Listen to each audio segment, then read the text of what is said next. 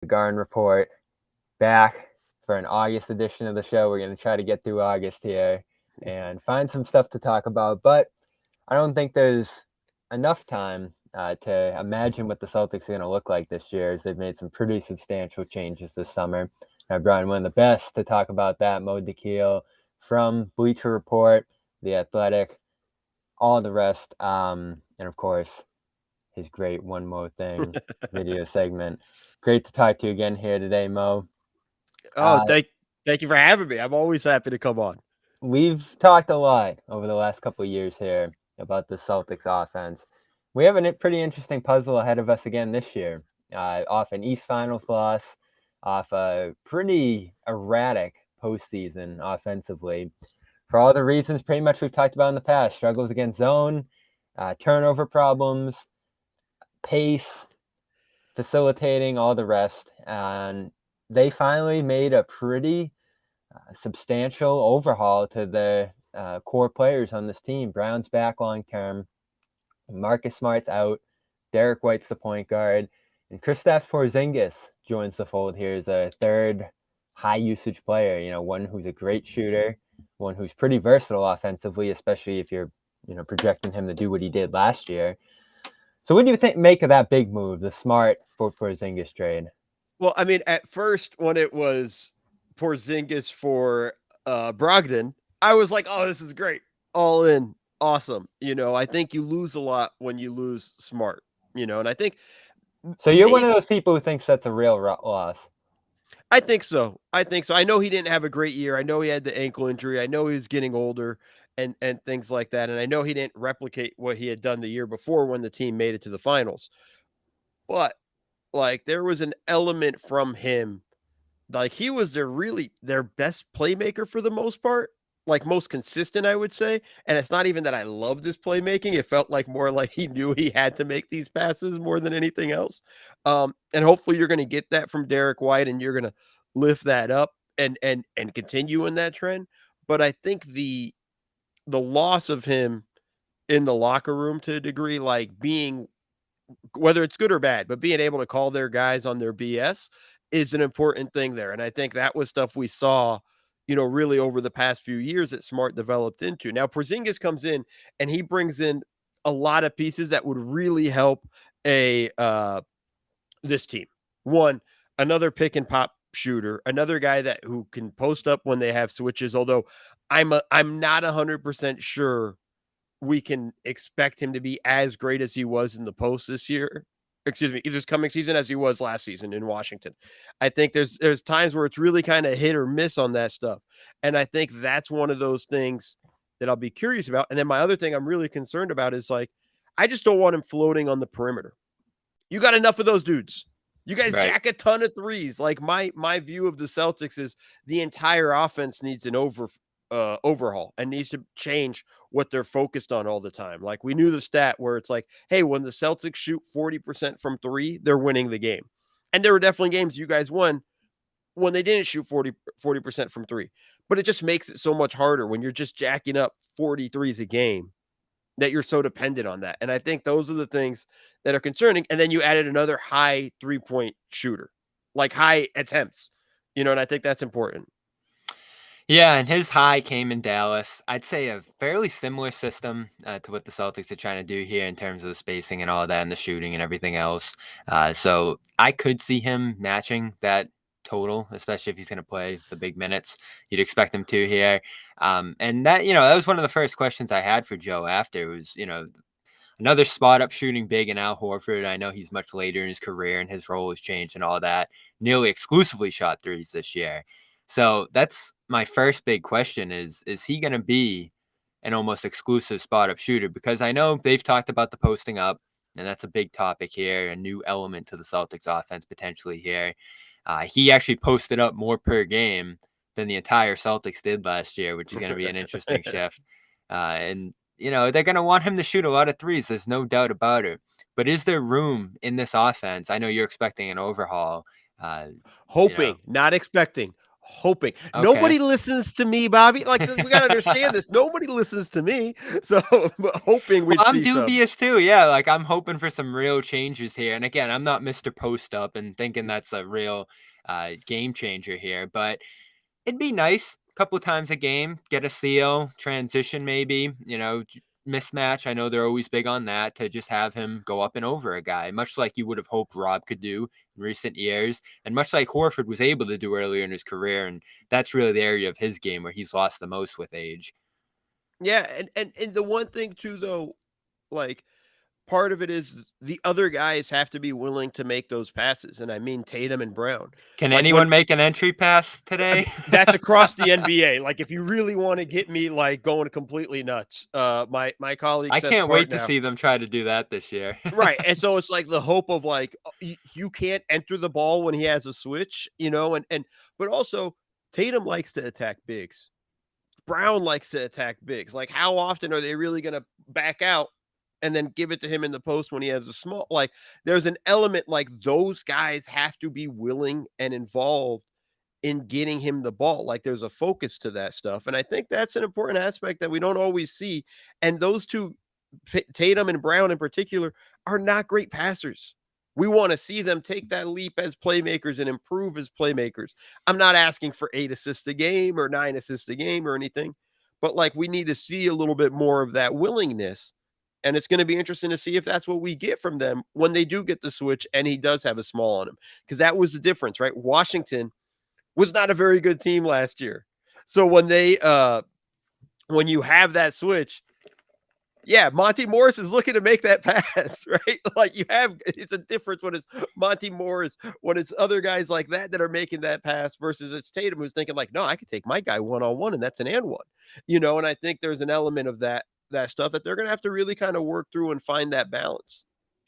Yeah, and balance is the right word, because when you have a big three, and I know no one's looking at this and saying it's KG, Pierce, and Allen, or Bosch, Wade, and LeBron, but it is three guys who have, right around 30% usage rates throughout their career. Porzingis through every stop. I know he's played with Luka. I know he played with Beal and Kuzma last year, but he's always been a high usage guy. And that was probably the second big question I had when he came is he the one stepping back, sacrificing? He never shoots corner three, so I don't think he's going to be standing in the corner.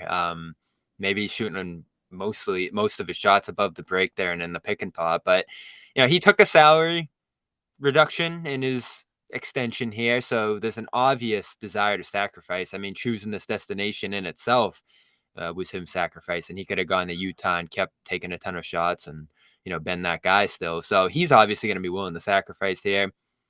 I think we've seen Tatum over the last few years become a more willing passer, and Jalen, we know the storyline on him coming out of the East Finals when it comes to the playmaking there. So how are every one of those guys in that big three going to have to sacrifice to make this work?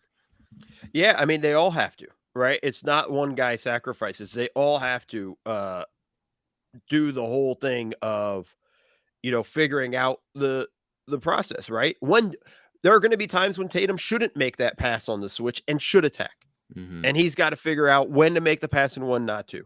And same for Brown. And there's going to be an element of like, hey, I know I have a good shot, but that's a great shot over there. I need to make that pass. And they've gotten better at it in that regard. But I think there's an important aspect of you have to kind of work through this.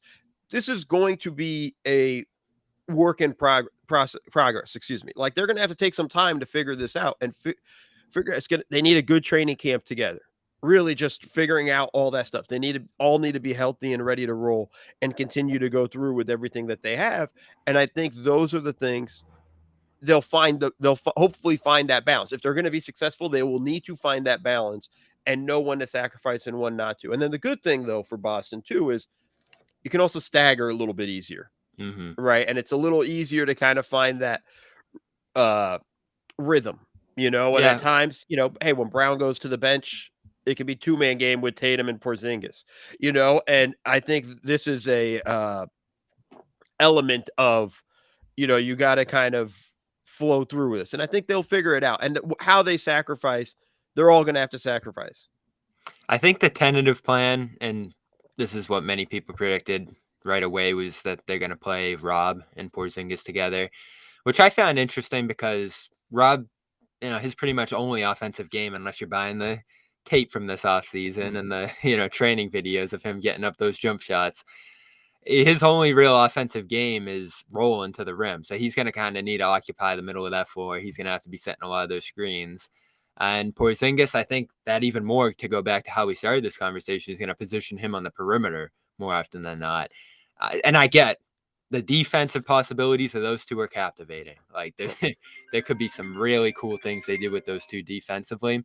But offensively, I think that's going to be a big work in progress. Like those two finding out what parts of the floor they're going to occupy.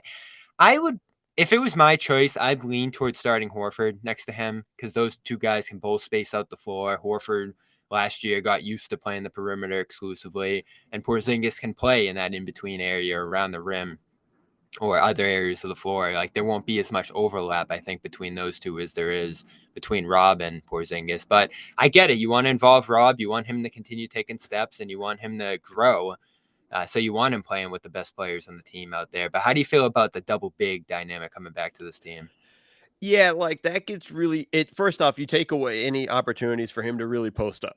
Yeah. Right. In that instance with him and Rob in that sense. Defensively, yes, because I think Rob can actually do a pretty good job guarding fours a little bit. And I think he can kind of open up more opportunities in that sense. Porzingis can't really guard fours, right? The way that the four position is now, you can't really do that. Like he's not really got that lateral quickness like he used to in that regard. And I think so. I think it can work defensively, but offensively, it really gets the lane gets clogged up. And then now we're leaning heavily into threes again. It's one man rolling, and Rob, when he rolls, he's a force when he rolls to the rim. And that's something you're going to have him keep doing when that stuff. And then Porzingis space, it's still a very difficult sort of thing where then their offense just stays exactly the same. Like I said, for me, I want to see the offense have a little bit more versatility across the board. I want to see them kind of change it up. I don't need 30 post-ups a game, but 5 or 10 would be great. And I think that's an important aspect with that stuff. And I think that's an element of those things. And I think when you put Rob in that lineup, you lose that.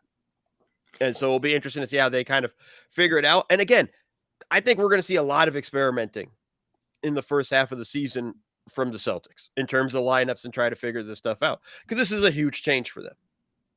Yeah, pretty big. And you mentioned it, the staggering of the lineups. I'm very interested to see what the substitution patterns look like, what the bench unit's going to look like, because that was another area that struggled last year. The Brown-led bench unit struggled immensely. That ended up killing his, analytic numbers. And Porzingis, he might be able to be that guy who you can just throw the ball to and let him cook when Tatum's off the floor. Brown and him might end up playing that two-man game. And, you get Tatum a little more rest this year. Of course, Grant's gone off that second unit. Someone's going to have to step up and replace him. They're probably hoping for a Shea Brissett to do that. We'll see. And then you got Peyton Pritchard back, stepping up one spot in that depth chart with Smart out. It's going to be interesting to see how they piece together a second unit here, because they did lose some depth. They have a couple unsung guys between Bant and Brissett, the rookie Jordan Walsh coming in here, all trying to break through. That's where there's really going to be some competition, I think, and some, as you said, experimenting to try to put a good second unit together. Yeah, I mean, that's going to be the stuff they're going to have to flow through and figure out. Like, here's the good news in terms of for the Celtics. The East has not gotten that much better, right? Like, they have room. They're still in the top tier of the East. Whether you say they're on the same tier as Milwaukee or maybe a step lower, that's up to everybody can figure out and decide where they are in that. But they're right there. Even if Miami makes the trade for Dame, it's not like it's like the West, where the West is a complete gauntlet. There are going to be nights where they can say, hey, let's roll out some stuff. It's okay if we take a loss. We're still going to finish probably in the top 3, if not the top 2 in the East, most likely, assuming, and knock on wood, good health for everybody. And I think that's the stuff. So you have the luxury of getting to experiment with that. So it's going to take time finding the second unit. And I think that's an important aspect with the coaching side of it is, hey, let's play with this stuff here. Let's see how it goes. Let's figure out who works with what. And, it's amazing in my experience in the NBA how like stuff on paper, like, hey, we put these 5 guys together, it should work. And for whatever reason, it doesn't. But if for some reason this guy and this guy together, this pairing that we didn't think would work, we're killing it. And that's the stuff you kind of stumble upon sometimes throughout the season. And I think the Celtics are in a good position where they're not a team we're going to be like, oh, they might be fighting for a play-in spot or just fighting to get into the playoffs. They're a team we expect to be there towards the end. So I think they have that luxury of trying to figure that stuff out in terms of experimenting. And yeah, like losing Grant Williams, who was kind of put to the bench. And at times, I'm not a big Grant guy, but there were times where he made sense and there are times where he didn't. And I think it's sort of trying to fill that role. All right, how do we fill those minutes?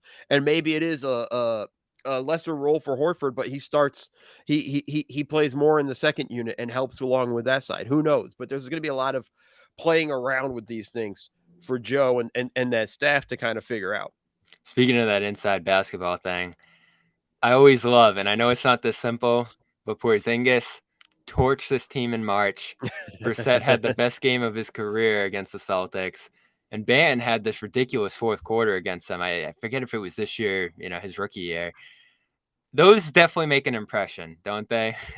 Well, I that mean, always seems to be how it goes. It's always those things where you're like, hey, if I get, this guy's always killing us, so let's just get him on our team. Yeah. So that it kind of gives us a little bit of a break, right? Like this dude's whatever, Celtic killer, and then you get him on the team. Sometimes it just doesn't work out that way because you're like, damn, like the only time we see him is when he's killing us. Right. But you don't see some of the other games with that stuff. Although, like, look, Porzingis had a great season last year. Mm-hmm. Like I don't mind this trade for Boston. I didn't mind it at the time, and I thought it was actually really good value considering they also got 2 picks back for this. And I think that's a phenomenal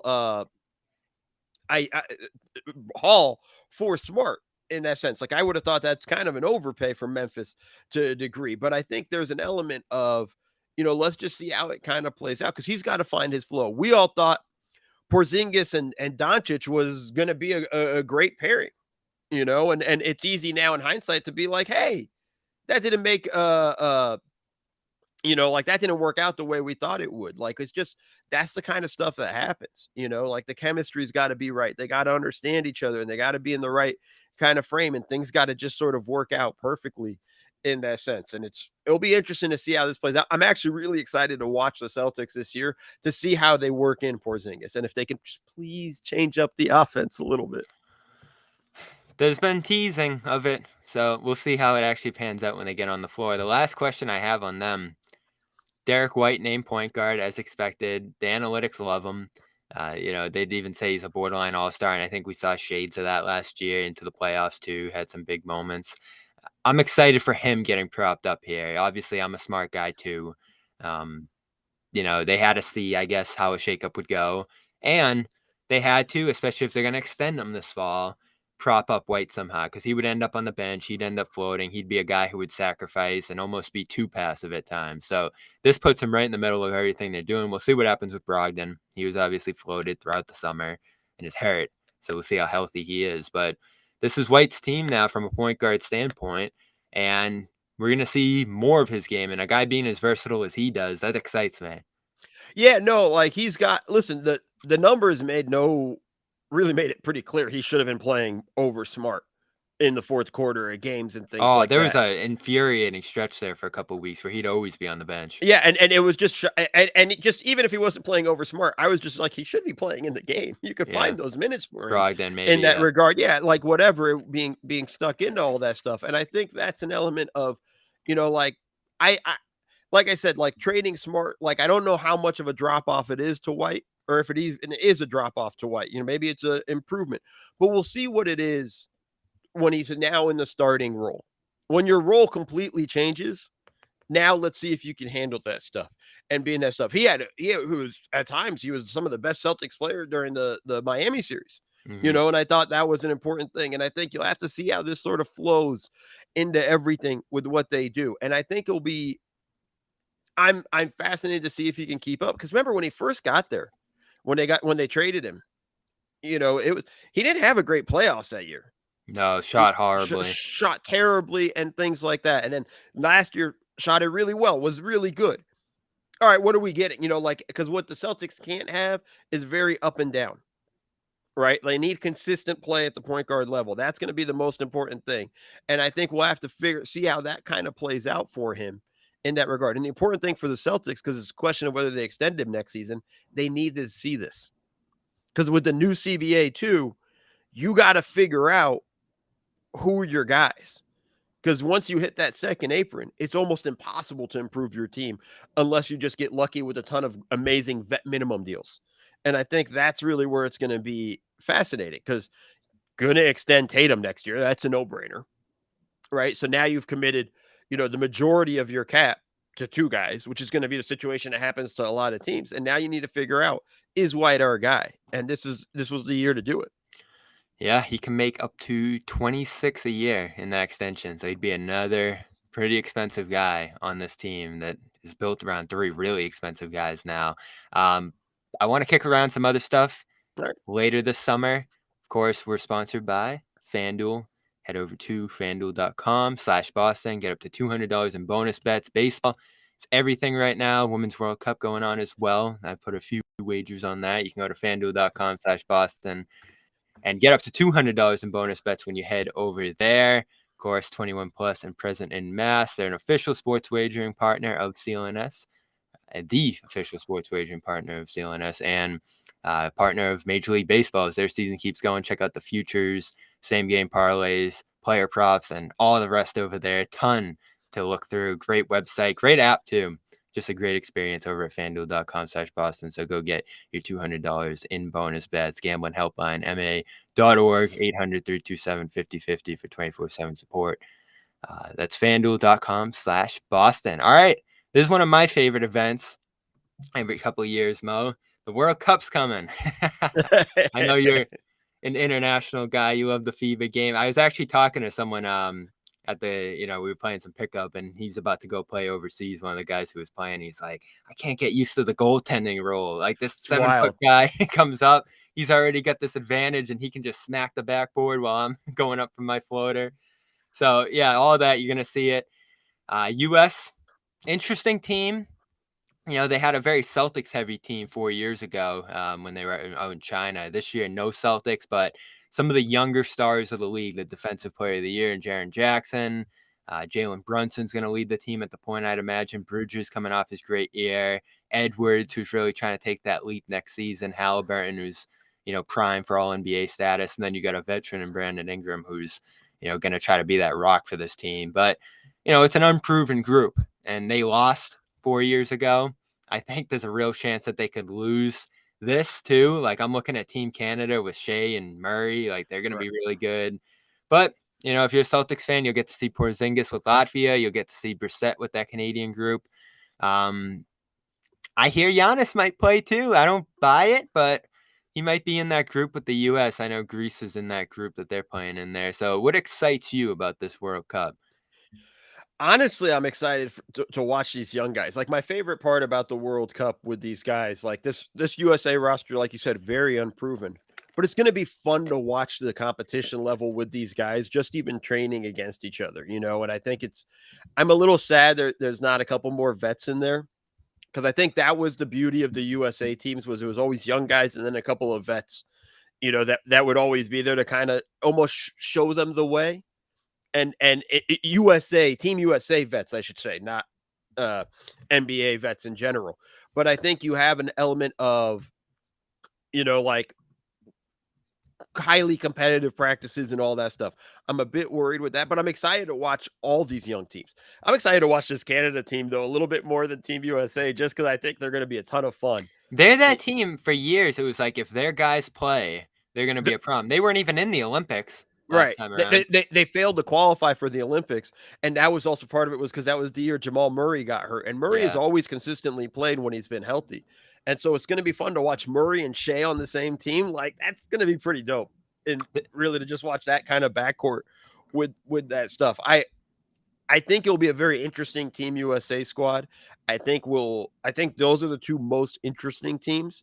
It sucks. No Giannis for Greece. No Jokic for Serbia. Like, Serbia would have been really, really good. Especially playing at the level he was. Yeah. So I think that's kind of a little bit that situation that kind of sucks. in that regard. You know, we are going to have, it looks like Doncic for Slovenia.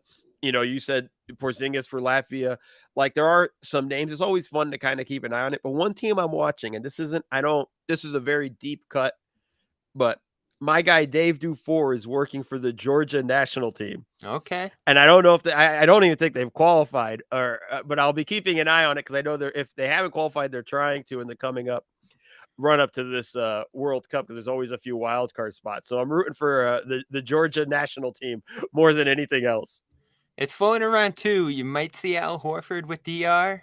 I don't know. That's been floating around for a while. I don't think so at his age and try and get ready for the season. But Towns is playing there, which is going to be really interesting. He's committed, and that's a team that's probably going to make it out of that group. Canada, as you mentioned, really tough group. Latvia, France, Lebanon, and only 2 of those teams are going to advance. So they're going to have to fight through a pretty tough group there. I don't know how good Latvia is around Porzingis, but they do have that high-level guy there. Spain's always tough. And there's always a dude that pops that we've never heard of on some of these teams. We're like, because the game's so different, right? Right. But we're always like, dude, this guy should be in the NBA. What are we doing? You know, and there's always some random dude that we're looking at going like, whoa, these dudes ought to be like, we're paying attention to that stuff. So it'll be fun to kind of watch how this sort of plays. Or they're those NBA guys who are just on another level, like Evan Fournier. He took down USA on his own. But you're also like, there's always like some dude you're like, I remember Rudy Fernandez. Like there's always, or like whatever, some random dude where you're like, yeah, I remember when he had the cup of coffee in the league, and all of a sudden he's torching your team. I love the World Cup. That's getting going in a couple of weeks now. Training camp underway. We'll see who ultimately makes these rosters and go from there. It's nice to get that little early meaningful basketball too, well before training camp. So once training camp does get here, I want to know, just right after this ad read, who you're most excited to watch this NBA season, because I have a couple guys I'm really excited about here. First, AG1, great sponsor of the Garden Report. It's just that scoop in your water each morning. You're getting 75 vitamins, minerals, adaptogens, probiotics, and more. And they're throwing in, as I've told you a million times, the vitamin D, year supply, and 5 free travel packs when you head over there. Cool gear, great reviews. You can check them out. You don't have to take our word for it, how great this is. Pretty much getting all the stuff your body needs this summer. So head over to drinkag1.com/garden for that year supply of vitamin D, 5 free travel packs, and more with your first purchase. That's drinkag1.com/garden. So let's go with 3 guys you're excited to watch this season. I know you're intrigued by the Celtics. Obviously, Porzingis is going to be a guy people look at and wonder, is this trajectory continuing for him? Is he like all NBA level? I know they've changed all NBA, but who, if you had to throw out 3 names, are you most excited to watch this year? Well, one, I'm not doing the obvious one, which is like Wemby and all that stuff. Like we're all excited for that, right? Like we want to see what he's going to do. I'm excited I want to see what Chet Holmgren does. That was on my list, because I think that's the most interesting guy for the most important guy for the Oklahoma City Thunder. If he's really good and can provide rebounding and defense, and rim protection, which is something they desperately needed.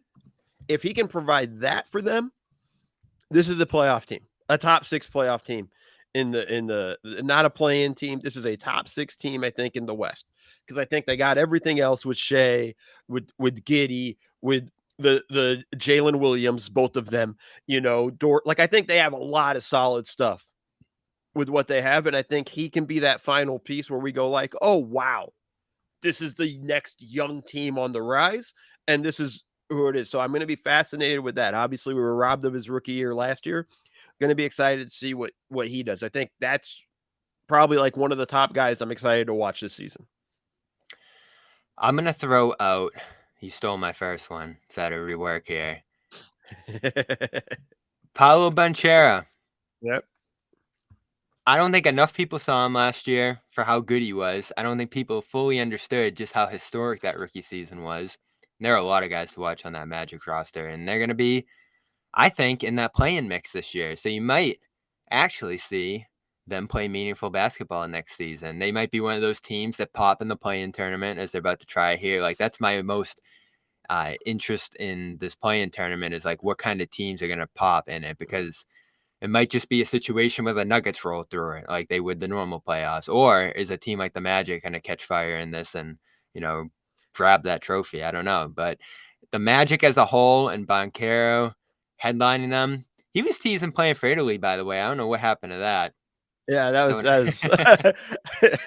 a little bit. There's always that kind of fun stuff with the FIBA stuff where it's like, I could probably play there or this or that, It's probably a question of like, he's like, well, I get to play in the Olympics is usually how that Right. kind of Definitely. those guys decided. But the Magic are a really interesting team, and Banchero and then also with Wagner, like they had a chance to make a push for the play-in last year. They weren't good enough. They weren't able to close out a ton of games, but they had a ton of wins, good wins, not just you guys. They beat the Warriors. I remember there were a few other teams where I was like, damn, that's a pretty nice They win. beat the Celtics 3 times. Yeah.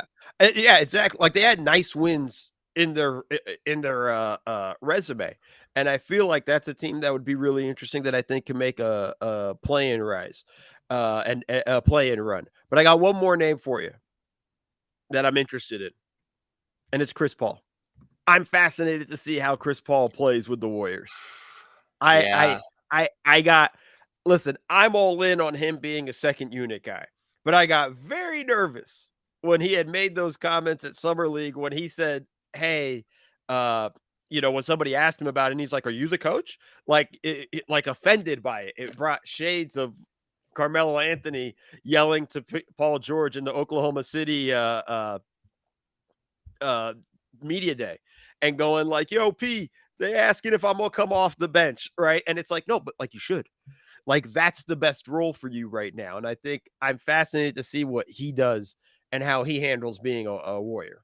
I'm not very optimistic about it, just because I can't imagine, like, what is it going to look like at its best? Just him carrying all those guys on the second. I mean, they already have second unit concerns when it comes to the young talent on there that's unproven. So, I mean, he can raise up guys' levels. There's no doubt about that. I think he will be the biggest asset to Klay Thompson in the second unit.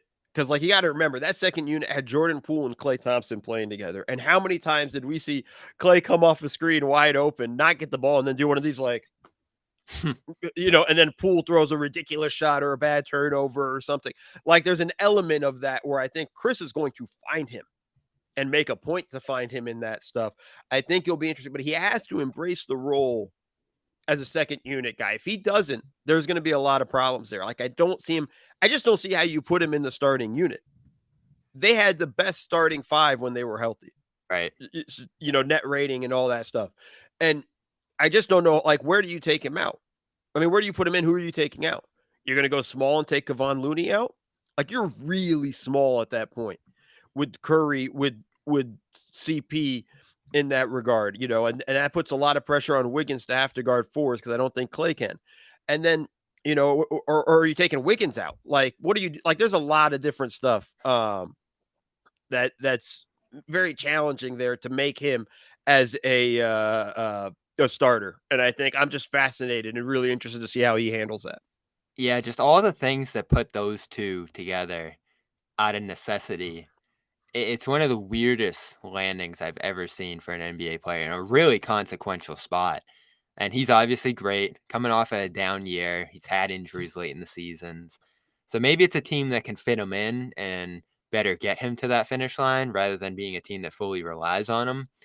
Oh, but it's going to take so much to work out because it is awkward as it gets, not to mention everything that set it up. Poole, who should still be there, but isn't for numerous reasons. And him sort of being a stopgap guy, too, to make the money work on this roster is weird in itself. So that is intriguing. There's no doubt about it. One guy who I think is just going to be box office soon, and I think he's playing in the World Cup, which is going to be fun as well. This team intrigues me. You mentioned the gauntlet of the West. I'm trying to figure out how I can fit them into home court status if things really pop this year, but it's not going to happen. So I should just focus on getting them into the playoffs, which they did last year if you consider 10 teams in the playoffs. Josh Giddey. You went Chet. I'm going Giddey. Man, is he incredible. And everyone always keeps talking about like, oh, a real point guard, the pure point guard. He plays that role, with the aggressive scoring and with, covering every part of the game. And he's only turning 21 this year. He's already done so much in his young career, scored 17 a game last year, 8 rebounds, 6 assists, just astonishing numbers at his age. His game's so fun to watch. He's had some magical passes early in his career, and the shooting's ticking in the right direction. And if his shooting really ends up coming around, I mean, this is like an all NBA level guy one day if he really fills out and continues to progress, because he's already done so much so early in his career. This Thunder team's really good. I was looking at their roster. They have 20 guys. All of them are really good. I think everyone around the NBA is waiting to see who gets cut from this roster, because it gets hard. They got to Yeah. cut 5 guys. Like, it's not an easy. But are they a team that could surprise people at a high level this year? I don't think so, only because I feel like everybody's on them at this point. Like you're talking about, fit them into home court. Like, that's the challenge in the West. Just how tough the West is going to be. Like, it's going to take some luck with other teams being bad and situations with that stuff. But like, they're also really young still. Mhm. And Giddey's really good. Like, his passing and his playmaking. I loved last summer league when Giddey, as a second-year guy, played summer league to play with Chet Holmgren, and you could see the chemistry start to build. Obviously, we didn't get to see it, in the season, but you saw that stuff there, and he did a great job finding Chet. I think that's going to be a great combo for the Thunder in the season, of just those two guys kind of running pick and roll off of each other in the second unit. And I think that's going to be a lot of fun stuff that they can kind of do off of that, and a lot of things they could play off of that. He's a fun pick. Like, he's a fun pick. I think that, to be honest, that whole OKC roster is interesting and intriguing. Yeah. Like, that's going to be the thing to keep an eye on. Including guys who could get cut here. I was going through the roster yesterday because obviously the Celtics opened up a roster spot. I think everyone's just waiting to see who's going to fall through there. The two non-guaranteeds are Aaron Wiggins and Isaiah Joe, both coming off rock solid seasons there. Poku, does he hang on after a couple awkward years? Just cut him. It's done, man. Like, this whole Poku experiment's over and done with. Like, stop this. Like, Isaiah Joe. Well, someone else will give him a chance if they cut him, right? Sure, but like, he's still not going to play much. Like, he's just not good, guys. Like, it's not. As a guy who saw Yaroslav Korolev up close for a few years, like, trust me, guys, like, it ain't there. We can keep trying to force it. It ain't there. All right, you want to throw one more name out before we get you out of here? Yeah, I think the guy I'm kind of interested to watch a little bit, and this is sort of a weird one for me to throw out there, I'm kind of interested to watch if Kuzma has another solid season. Okay. I was surprised he went back to Washington, but he got paid, as you said. Yeah, and I think that's the question. Like, now that he got paid, like, was this just one of those guys that had a big year, his free agent year, and all that stuff? And that whole market for the wing players dried up so quickly. I think once Utah made the John Collins trade, everybody was like, okay, we all got to go back to our teams. That's the end of it, across the board. But I think I'm interested to see if he can kind of replicate, that the season. People forget he hit a ton of shots at the end of quarters and end of games.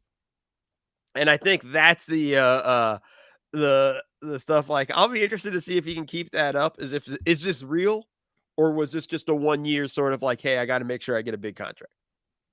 That makes me think of a different one. I was going to go in a different direction here with Mobley, but I think Mobley's coming off a, defensive player of the year caliber year. Disappointing playoffs. The offense is still behind where you probably want it to be, but it makes me think of, you mentioned Kuzma, Bradley Beal.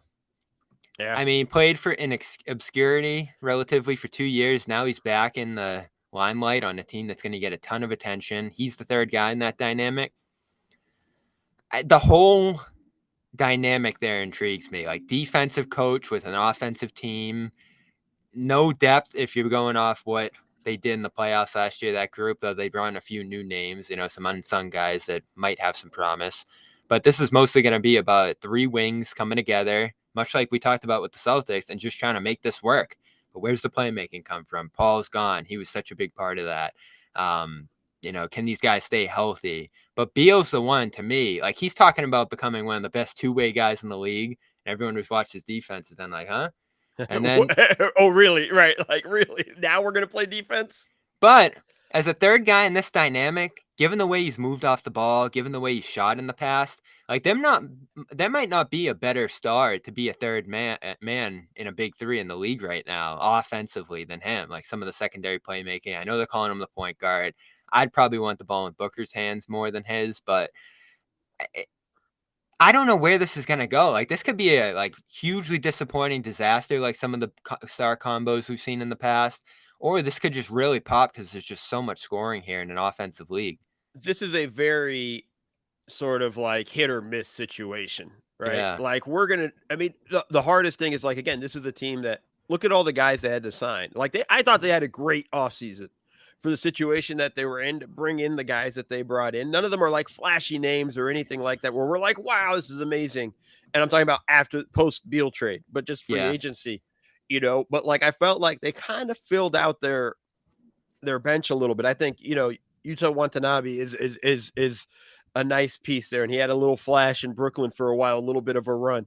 I think like they got some good pieces. I think Vogel's a better coach than people think just because the Lakers screwed him and put him with Westbrook and put him in a tough situation. I think I think he can really get some stuff out of them defensively and how they go. For me, the important guy for this team is DeAndre Ayton. Right. Because as important as Beal is, it's Ayton. Can Ayton be forceful on defense, roll hard, and be okay with the role he's going to have on offense? Because he's going to have a lesser role on offense. He's not going to get a ton of post touches. He's not going to get he's going to pick and roll, and he's not going to get the passes that he used to get from Chris Paul. It's now coming from Booker. It's coming from Beal. Like, listen, even as Chris Paul is deteriorating, the passing was still there, that skill. And I don't know if they fully replicate that and been able to replace that. So it'll be interesting to see how he handles that. I mean, that's really just a fascinating team. Honestly, again, Bobby, this whole season is going to be really interesting because there are so many teams that are interesting to keep a track of. Even the teams that we normally go like, oh, they're bad. Like we have a lot more, like Charlotte's going to be interesting. Like, just think about it that, like, that's a wild thing, but just think about the fact that, like, Charlotte, if LaMelo Ball's healthy, Brandon Miller, then you bring back Miles Bridges, and it's going to be interesting just on that end. Yeah. Like how and then the opposite end in the West, like Portland, if they make the right trade here, they could be good again quickly. No, they'll be bad. They'll be bad. I got a lot of Portland. No, I mean in terms of years. Yeah. No, I mean, because the beauty for Portland, and I get in trouble with Portland fans all the time. Like, I don't think Portland fans understand. They've already won the Dame trade because they already have his replacement in Scoot Henderson. Right. Most teams, when they trade their superstar, have to suck for a few years. They already have their guy. They already have a couple guys from bad seasons with Lillard, and if you believe in Sharp.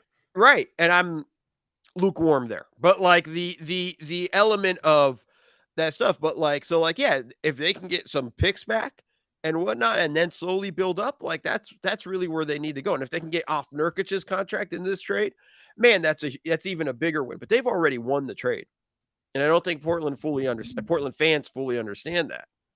But yeah, this is a team that's going to be whatever bad for a couple of years. I like Scoop. I think he's going to be really good. I'm fascinated to see how that kind of plays out. I think they have to find a new home for Simons. I think him and Scoop probably not a great pairing. But it'll be interesting to see how that kind of plays out across the board. But there's so many teams that are going to be worth watching. Houston's going to be interesting. I'm just curious about Thompson. I want to see Thompson, Right. Like he had a really fun game in Summer League and then got hurt and was out the rest of Summer League. Like, like there's some fun stuff there. It'll be interesting. It'll be interesting with Udoka going over. How does that work? Yeah. I ran into Ime in Vegas. He went from one situation to another for sure. Yeah. In terms of the roster he's got here, it's going to be, he could increase his stock again quickly as a coach here by making this work, because this is a challenging coaching job. There's no doubt about it. Yeah, for sure. All right. He is Mo Dakhil. Lots of interesting teams. He's keeping an eye on all of them into this NBA season. Before we get out of here, just a real quick shout out to Factor Meals. Great deal for the summer. Meals ready in 2 minutes when you head over there, and you can get 50% off your first box when you head to factormeals.com/garden50. Dozens and dozens of choices. I've enjoyed them. The shakes are to die for. They really are. I'm about to go order some more boxes and shakes for this week because you're on the move. You don't have time. 2 minutes, boom, in and out. Lots of possibilities, lots of snacks, add-ons you can get here too. So go get 50% off your first box at factormeals.com/garden50. Mo, always enjoy talking to you. You can go check him out, Twitter, everywhere else where his stuff is floating around. Always a great conversation, Mo, and hopefully we'll talk to you again here into the season. For sure. Thank you very